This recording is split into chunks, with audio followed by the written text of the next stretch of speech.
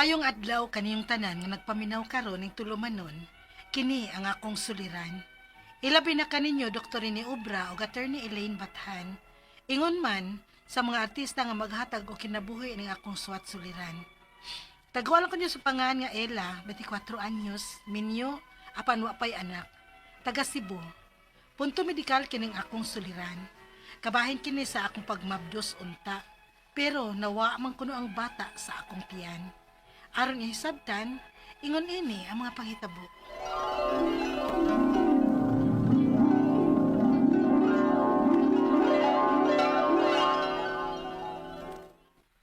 Naunsa man mo ila?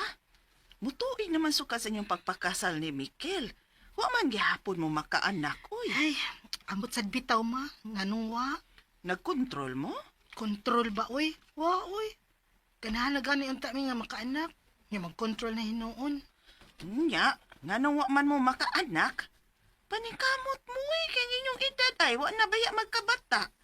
Ganahan mo dugay mong makaanak, nga ang inyo unyang mga anak, mura na lang inyong mga apo niya. Mas nindot gitong ang inyong mga anak, mura ra ninyong igsuon ninyo, mga manghod ra ninyo. Ay, unta to ma. Pero saon wa pa man gyud. Uy, basig us-us ng matris ni mo. Pagpagam ka, Unsa man na siya ma? ay magpagam kag manghihilot ba, aron ni pahiluna ng imong matris. Oh, mao ba? Oh, sige ma. Kano sa man ta mo adto?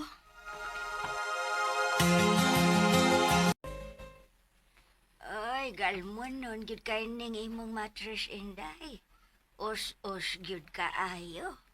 Ha? Maon na ang dili ka mo maabdos, kay us-us man kayo imong mattress. Ay, kun mauna manang, galmaning akong anak, uy. Aron mo mabdos na in taon makakita na taon ko sa akong apo. Oy, wala problema. Basta human akong hilot nimo, ayaw pangalsag bugat ha. Oh, manang. Di man inaila ha, likay o nagpangalsag bugat. Oh, ma.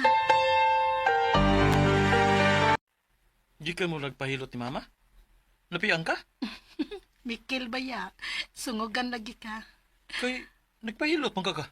Na, diri sa akong tiyan, uy, aron mo mabdos na ko. Ha? Doon na daingon, ana? Ingon si mama ay, mao ko na buhaton, ipahilot akong tiyan, aron mo mabdos na ko. Unya, ingon tong manghihilot nga us-us daigid kog matris, kinahanglang atiman nun. Mao ba?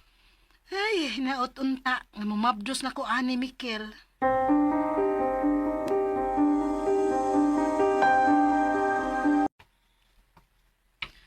Nganong ni araman ng container na butang sa may hagdanan, uy?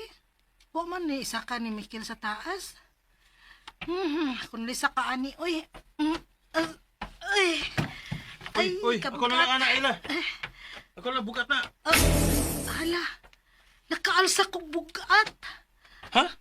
Hala, Kil, dili ba ako para sa anong bugat sa manghilot? Mabalik ko sa manghilot, oy, Michael. Unsa? Uy, waday nimo tumanang akong pahimangno nimo. Nalimot gid ko nang nakaalsa kong bugat. Mao gani nga nibalik dayon ko nimo dinhi. Ay, bebehilot na to ko sabi. Dire.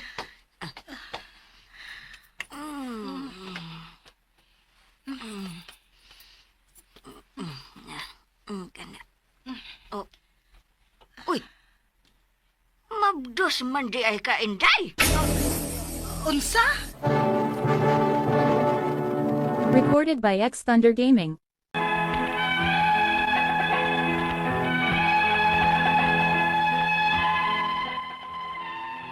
Pero tinakulipaya pagkahibaw na ko gikan sa manghihilot nga mabdos na kuno ko. Edo kay nabaya kayo ming paabot sa akong bana nga mumabdos ko. Unya, Uy. Tinood? o lagi. Mo'y ingon sa manghihilot. Nagbabag manggani ko ang atong baby. Maong iyang gitarong, iyang gipahilo na. Mahinuon kung mga na. Pero, maniguro sa ta. Ha? Unsay buti may pasabot, Mikel? Suway na tog pregnancy test. Pagpalit og piti. Ha? Ya, ang siya resulta. Duha man to ka lain ang mugawas, no? Oh, onya. Ay, usara man. Awa lagi. Di lagi din kamo tuo lagi. Pero ingon mo gud tong manghihilot ko nga mabdos na ko. Basin na di ay. Maong ampingan ko paghihapon ng akong tiyan, Mikel. Ila.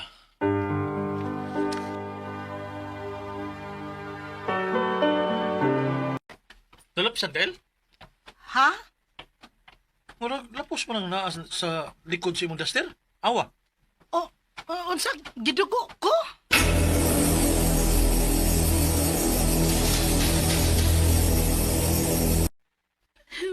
Ma. Sa to na na, oy, ay napaghilak. Unsaon taman kung dili pagyuday ka mabdos? Pero, dili lang ka ni spotting lang, ma. Ha? Tingaling nabugat lang ko ba? Mau nag-spotting ko.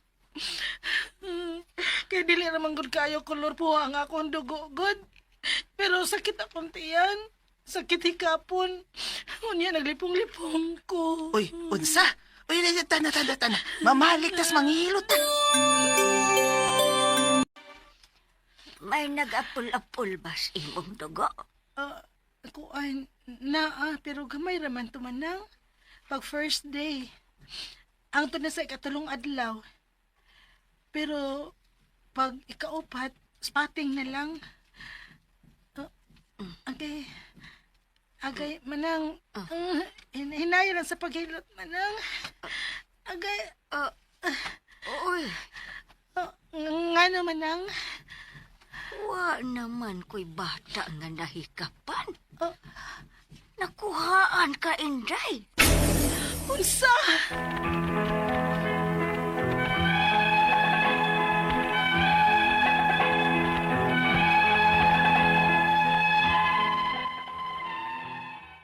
Mituo ba yagi ko adto nga mabdus ko?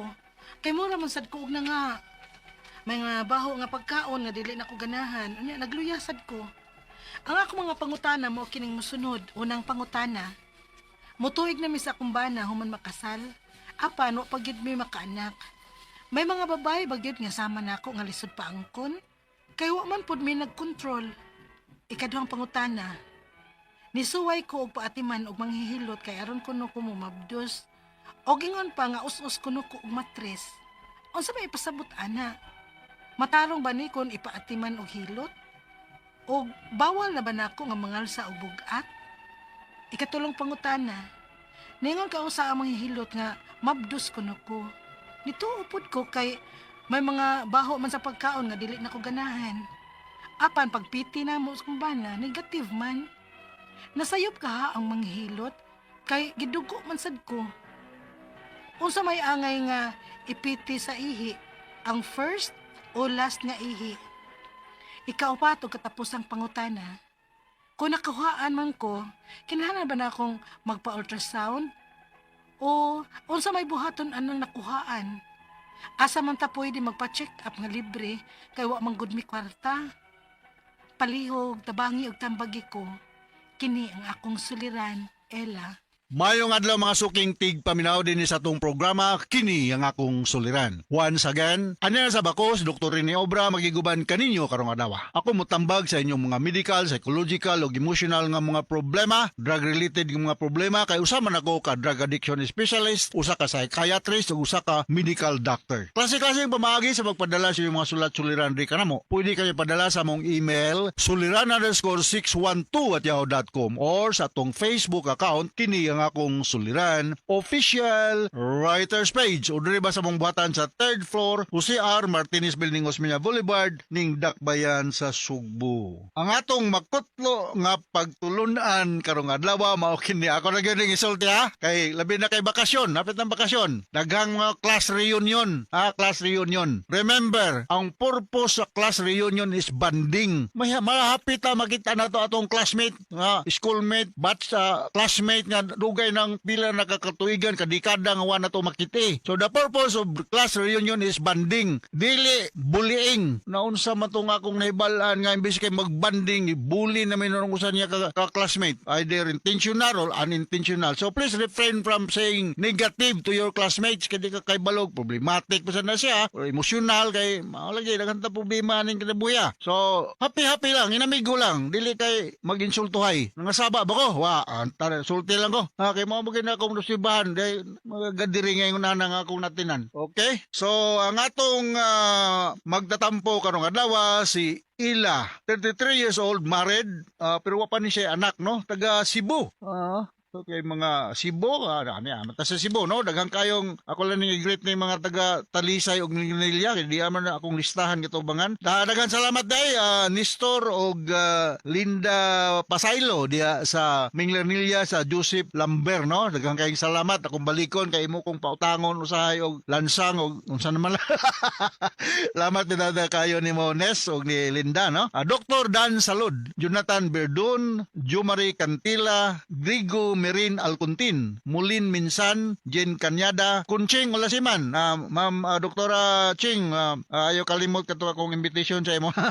Ryan Mirasol, Nining Sabruso, mga Sabruso family, o si Mirasol Dista Siminto. Taasa sa ning apelyido ni mo Mirasol. Anyway, balo ko nga pirmi mong maminaw. Og ni Kwan, ni Nikar Navarro, mayong pagpaminaw. Okay, going back to our sender, si Ila, 33 years old, no? Punto medikal ang problema ni Ila. Ito kong paningkamutan ni Ila nga ako ni matubag yung mga pangutana, sapagkat tinod lang, dili bagyo ko kay balutanan. Ako dagan sa kong limitation, pero maningkamot ako nga makahatag kong ideya or opinion sa imong pangutana. Unang pangutana ni Ila, mutuig na mi sa akong bana human makasal. Apan wala pag yun mi makaanak. May mga babae bagyod nga sama nako nga lisod pa angkon kay wala man unta mi magkontrol.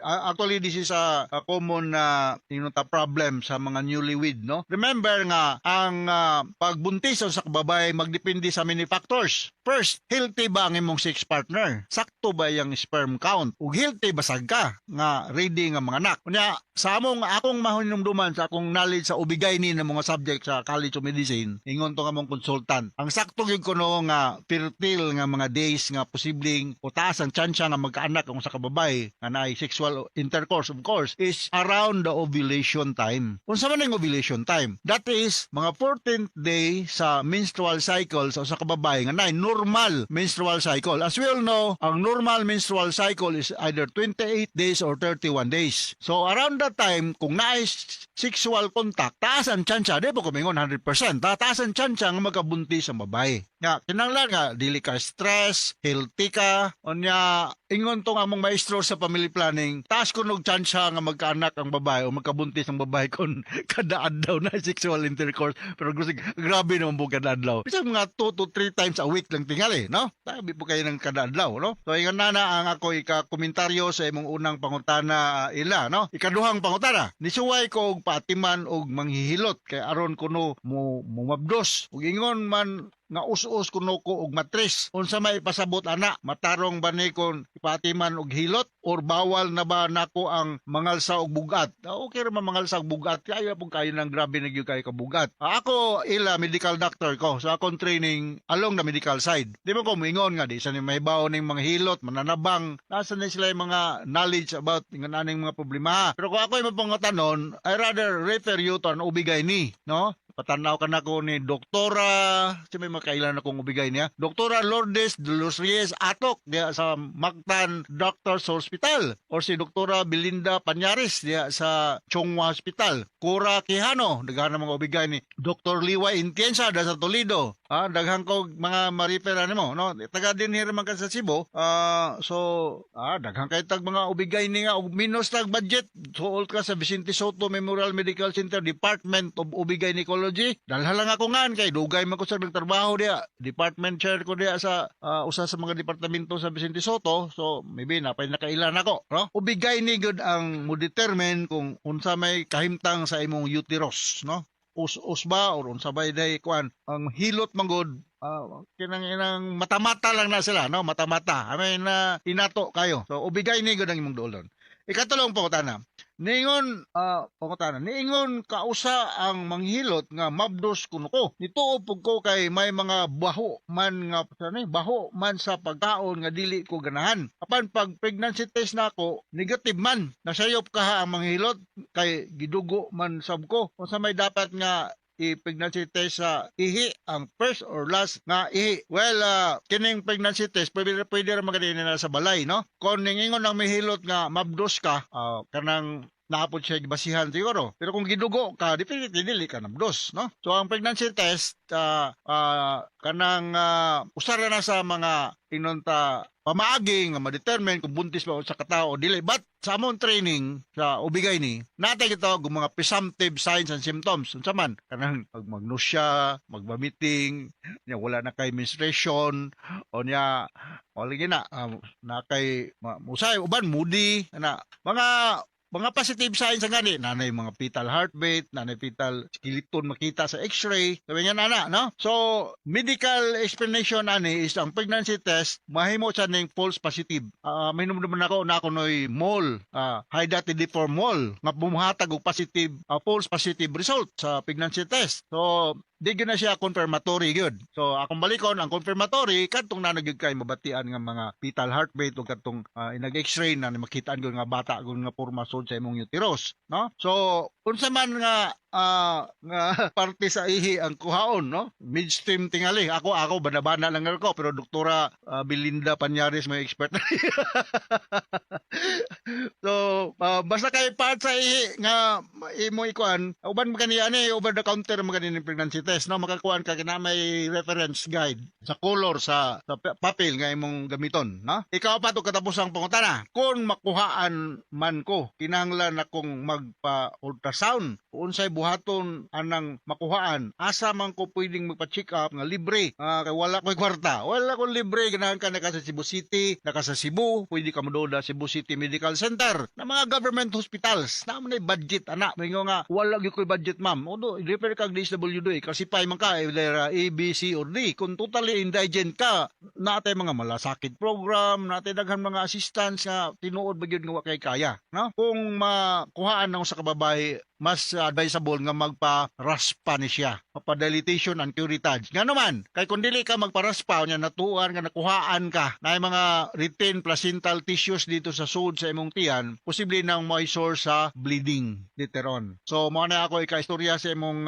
pangutana o ginaot nga okay ra ang imong paminaw sa pagkakaroon, pero kung dili pa gyud kay maayo, go and see an OB-GYN as soon as possible sa government hospital kay minus makataog budget. So inaot na kay nakutlo nga pagtulunan karong adlaw ilah nakakasabot ka sa akong explanation nimo nako ning kamot lagi po ko dili ba ako ubigay ni psychiatrist ko pero medical doctor